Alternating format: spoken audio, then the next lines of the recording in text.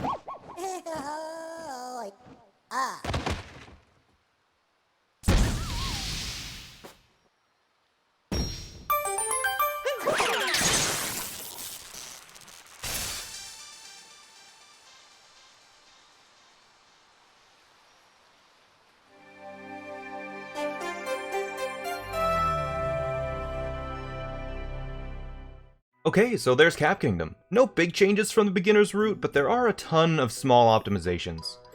Run starts off as normal, start a new game, and skip the cutscene as fast as possible.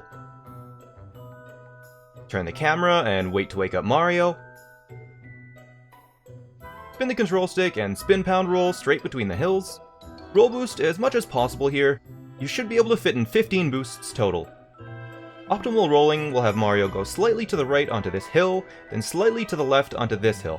This gives a tiny amount of extra speed because roll boosts down slopes go a little further.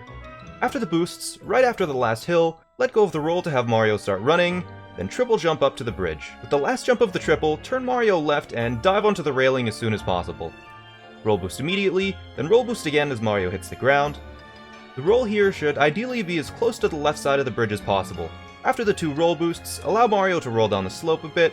Just as he is about to hit the bottom of the slope, begin roll boosting again. During these last three roll boosts, quickly spin the control stick in 2 circles before the cutscene starts.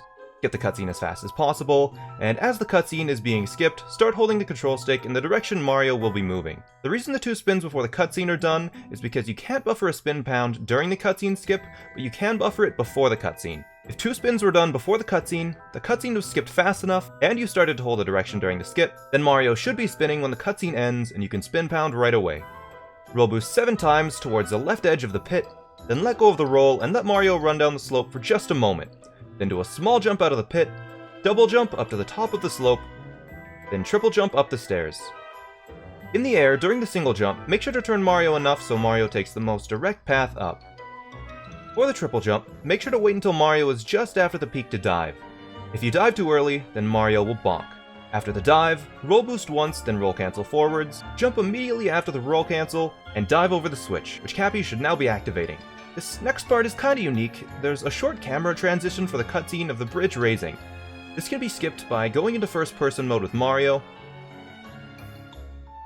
So right as Mario lands after the dive, you want to press down the right control stick. In this cutscene though, you can't buffer a spin pound again. This means that you'll have to buffer it before the cutscene starts. The tricky thing about this is that you can't go into first person mode if Mario is spinning. To get around this, during the dive, quickly do 2 full spins with the control stick, and return the control stick to neutral before Mario hits the ground.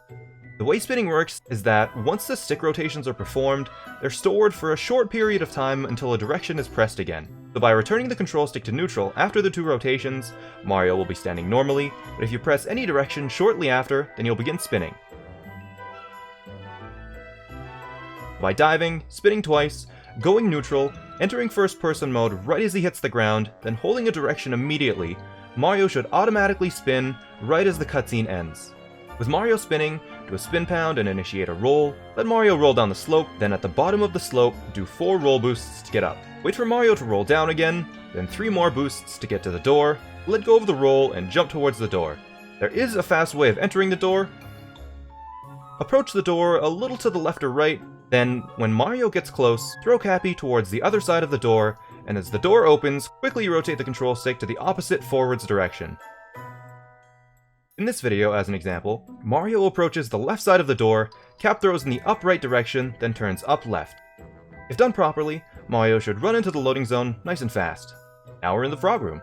The fast way of capturing the frog is to roll towards it, roll on the slope leading into the water, then jump out of the water and spin throw to capture. This is much harder than it looks. To do this boost on the slope, you have to precisely time the previous roll boost to land just on the slope so you can boost from it. With this movement, start a roll, do 4 roll boosts with motion controls, timing the final one to boost Mario down onto the slope, then pressing X or Y to do the final boost.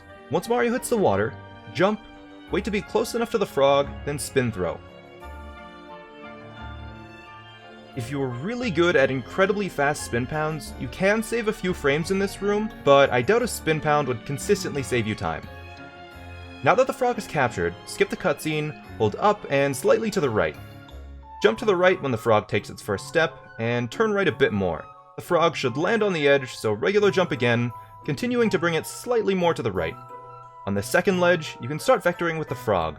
Let the frog start to take a step, then motion control jump, and as the frog initiates the jump, turn the control stick 45 degrees to the right of the direction it was facing. Hold that direction until the frog lands, let it start to take a step, then motion control jump, and turn 45 degrees to the left of the direction it was going. Hold that direction until it hits the water, let it start to swim, then motion control jump again, turning the control stick 45 degrees to the right. When the frog lands back in the water, you can center the control stick a bit and do a small regular jump to get up on the lower platform.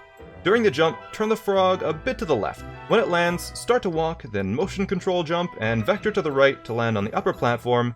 Then immediately as the frog lands, do a regular jump to get up top. With the frog up top, take a step or two and uncapture the frog to dive. The fastest way to dive out of a capture is to press one Z button to uncapture, then the other Z button to start the dive. With most captures, you can press them very close together, almost simultaneously.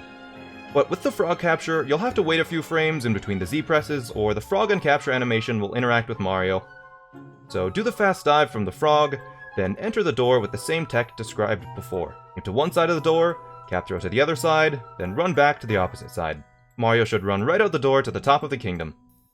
With Mario out of the frog room, it's time to do left side. The fastest, consistent way to perform left side is to backflip, Cap throw on the brim of the hat, Cap return jump, then double and triple jump. I'm not going to go into great detail for this strat, as I've already done a tutorial for it. You can watch that if you need to.